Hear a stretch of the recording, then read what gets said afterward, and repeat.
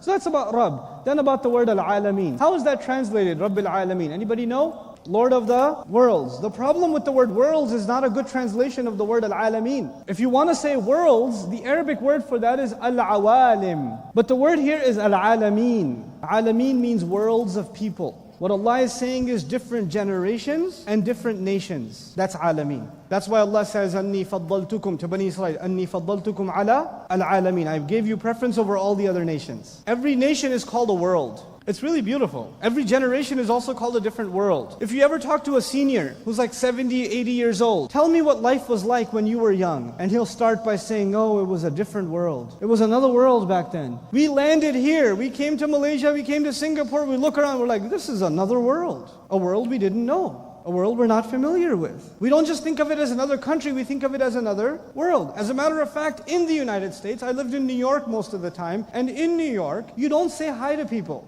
But I went to visit my sister in Atlanta, Georgia, and everywhere you go, hey, how's it going? Nice morning.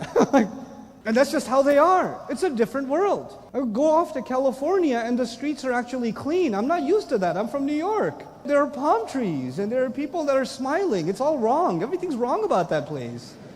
I called the wife and said, this is another world. I don't understand this. So the idea of worlds is there are distinct cultures. There are distinct civilizations. And Allah says, doesn't matter which civilization, doesn't matter which culture, I am the master of all of them. Alhamdulillahi Rabbil Alameen. In this ayah also Allah says that it is Allah who created different cultures. It is Allah who created different civilizations. It is Allah who created different languages. And He's the master of all of them. So you don't have to be like anybody else. You could be like yourself, it's fine. Islam doesn't want us to look like Arabs or to be Arab. It doesn't want that. It respects every culture because Allah says He's not just the Rabb of one alam, He's the Rabb of Al-Alameen. Allah gave us guidance. So long as you can live by your guidance, you can be happy in whatever culture you're in, whatever society you're in, whatever language you have. They're all honored by Allah. It's beautiful. Rabbil Alameen. The other thing Rabbil Alameen does, all of us are slaves, which means all of us are equal status, which means no nation is better than another nation. If the people knew that, man, we would have a different kind of international politics. If the world knew Rabbil Alameen, that all nations deserve respect, all people deserve respect, because the only one